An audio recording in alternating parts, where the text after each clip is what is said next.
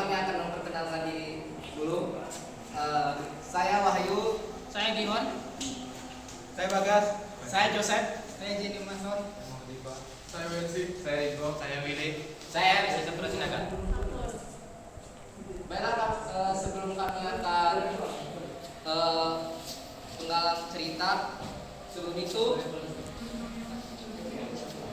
saya akan membacakan sinopsis dari novel Negeri Lima Menara. Novel Negeri Lima Menara adalah karya Ahmad Wandi yang diterbitkan pada tahun 2009. Kehidupan dari cerita ini menceritakan 6 santri dari 6 daerah yang menuntut ilmu di Pondok Madani. Yang membuat terkenal dari novel ini adalah slogannya, menjada wajada, siapa yang bersungguh-sungguh pasti akan mendapatkannya. Baiklah, kami akan menampilkan penggalang cerita novel Negeri Lima Menara.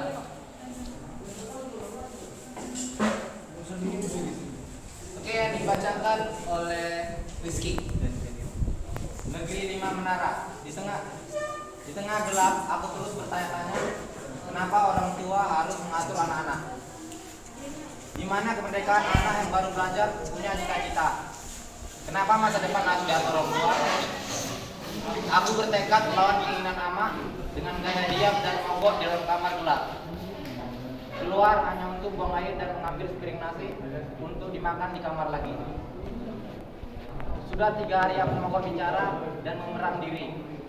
Semua ketukan pintu aku balas dengan kalimat pendek, sedang tidur. Dalam hati aku berharap amak berubah pikiran melihat kondisi anak bujangnya yang terus mengurung diri ini. Amak memang berusaha menjinakkan perasaanku dengan mengajak bicara dari balik pintu. Kemudian Jinio. Suaranya cemas dan sedih. Tapi 3 hari berlalu tidak ada tanda-tanda keinginan keras amak goyah. Tidak ada tawaran yang berbeda tentang sekolah, yang ada hanya himbauan untuk tidak mengunci diri. Sore itu pintu kayu kamar diketuk 2 kali. Nah, ada surat dari Pak Etes Indo, kata amak sambil mengusulkan sebuah amplop di bawah dalam pintu. Pak Etes sedang belajar di Mesir dan kami saling berkirim surat. 2 bulan lalu aku menulis surat mengabarkan akan menghadapi ujian akhir dan ingin melanjutkan ke SMA.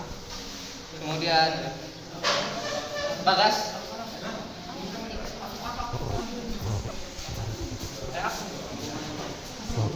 Aku baca surat Pak RT Gindo dengan penerangan sinar matahari yang menyelinap dari sela-sela dinding kayu.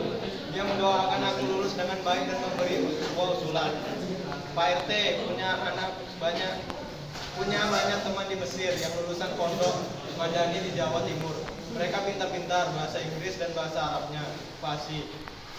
Di Madani itu mereka tinggal di asrama dan diajar disiplin untuk bisa bahasa asing setiap hari.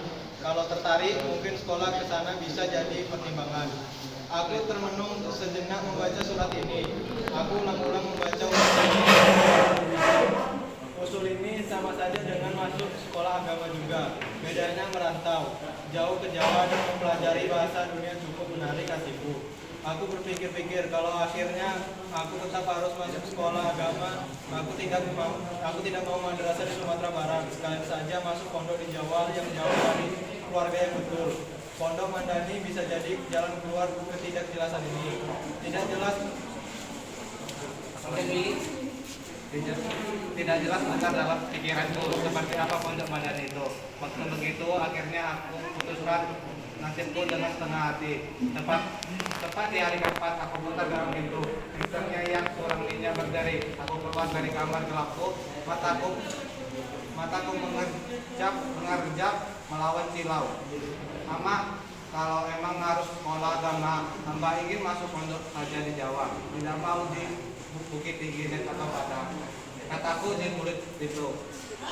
Suara cempreng pubertasku memecah heningan minggu pagi itu. Kemudian Ion.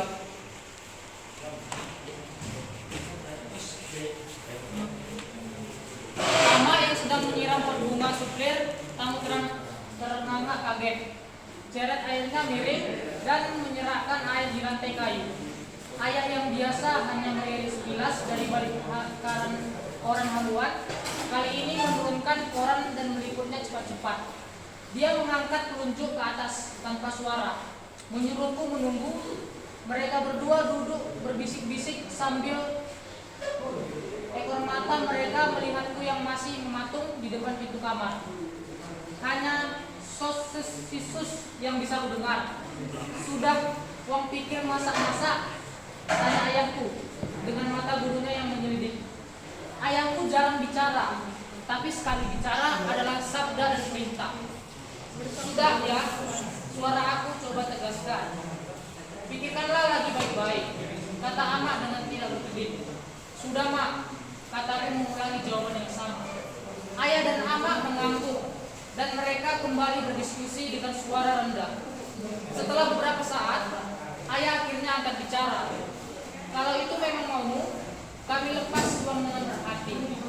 Bukannya gembira, tapi ada rasa nyeri yang aneh bersekutu di dadaku. Mendengar persetujuan mereka ini. Jelas bukan pilihan utamaku. Bahkan sesungguhnya, aku sendiri belum yakin betul dengan keputusan ini.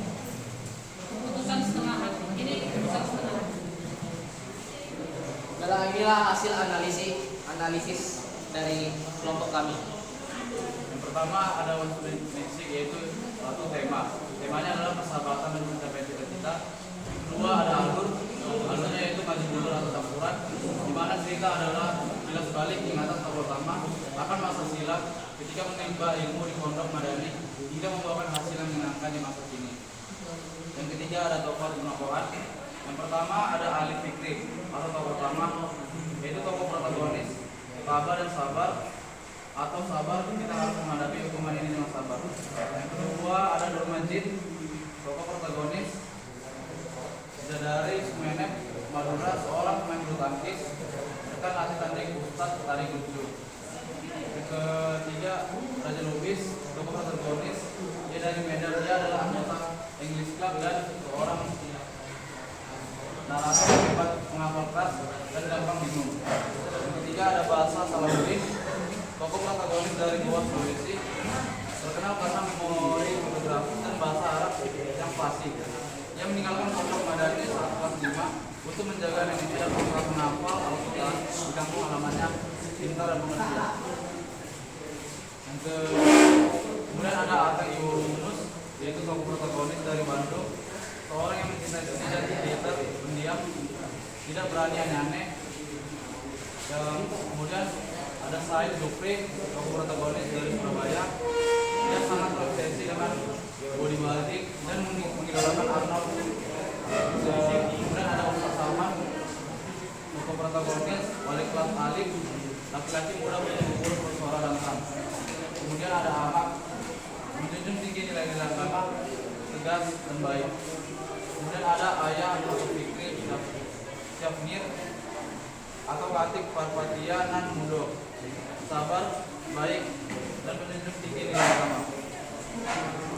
Kemudian yang keempat ada latar.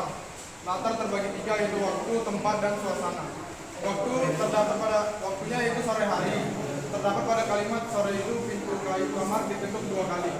Yang kedua ada tempat, tempatnya yaitu kamar Alif.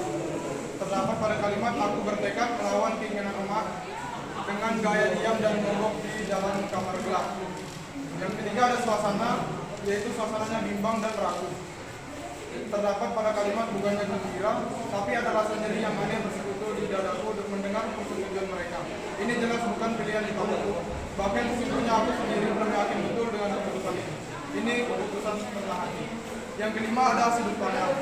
Pelaku utama orang pertama, aku baca surat paketek itu dengan penerangan sinar matahari yang menyelinap dari sela-sela dinding kayu. Dia mendoakan aku lulus dengan baik dan memberi sebuah usul. Kemudian IPA. Yang pertama ada gaya bahasa, bentuk bahasa seimbang dan personifikasi memiliki karakteristik yang berbeda. Karakteristik tersebut berdasarkan jenis kosakata, yakni kosakata fisik dan non fisik. Yang ketujuh ada amanat. Tidak ada kebetulan di dunia ini, semua atas izin Allah dan usaha manusia. Buku ini telah menjadi bukti yang inspiratif, ditulis dalam bahasa yang ringan. terkadang serius, lebih sering kocak. Kesimpulannya, manjada wajada yang artinya itu yang penting usaha, maka Allah akan membukakan jalan di jendela dunia.